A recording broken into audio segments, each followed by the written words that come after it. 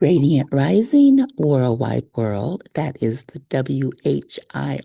WHIRL wide world, as we are whirling and twirling through this crazy vortex of a matrix into the new earth. Those of us who have eyes to see and ears to hear are not getting caught up in the madness. We are staying focused on the beautiful new life that we are all creating. So today we are not going to have our regularly scheduled Radiant Rising session. I am on the road and am even right now recording this in an airport.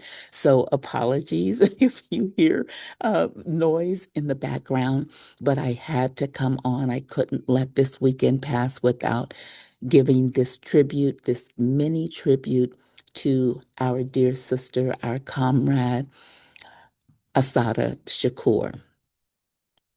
If you don't know about Assata, please look her up. I suggest starting with the autobiography of her life called Assata, an autobiography. Very quickly, as you may or may not know, she was arrested in 1973 and accused of killing a state trooper on the New Jersey Turnpike. It was not true, and they knew it, but she was a threat to them because of her power.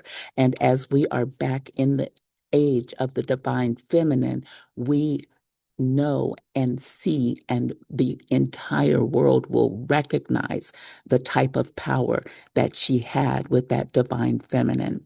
She went through 7 trials, and they, after railroading her, and the corruption is crazy. Please read her autobiography and other books that have been written about her life. But after 7 trials, she was convicted and placed in a men's prison. You heard me right, family.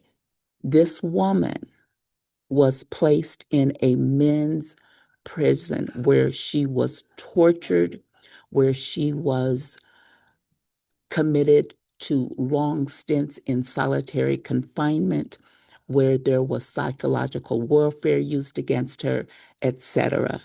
But Assata, she's one of them ones. She did not bend and she did not break. But what did happen is after 7 years, a group of her comrades in arms, her dear brothers, broke her out. Instead of her being broken, she got broken out of the corrupt system that put her in that prison. And she made a safe journey to Cuba, where she lived out the rest of her life until this past Thursday, September 25th, when she joined the ancestors. I first read her novel in my early 20s, or it may have even been my late teens, and received my first real taste of what happens in our injustice system and how someone can literally be innocent, but through that system, not only found guilty, but placed in prison what was supposed to be the rest of her life. Assata Shakur was and is a revolutionary, a visionary, a brilliant teacher, a powerful speaker and influencer. She was someone who stood 10 toes down. Clearly, she left everything. She gave her life to stand for something. And those who are not standing for something these days, they're falling for everything. We see it all around us, falling for the psyops, falling for the fake news, falling for the all of the things that are happening that are distractions against what's taking place. But family, there is great news. There is great news, family, because the Spirit of the Most High, the Spirit of the Christ is back.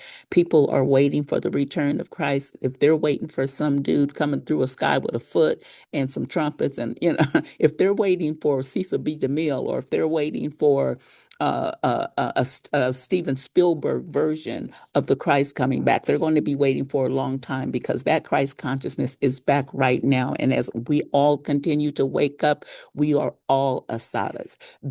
Now that she is our ancestor, her spirit is into all of us. Let us all have that revolutionary energy, that fearless energy. Let us all have that sovereignty in our spirit where we are not afraid to stand for what is right. So before I miss my plane, I'm going to end this here. I'm going to do an in-depth video of her this coming week, but I had to put something down for the Radiant Rising today that you'll hear at 3:30, and just send my love and light and my wishes for her to rest in power.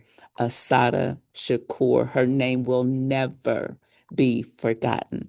And neither will you, family. So until next week, sending you love and light. Remember to ground, meditate, visualize, get still, and listen to what Spirit is telling us because Spirit is talking. And if you're listening, you know we're headed for good things. All right. Love and light, family. See you next week. Okay.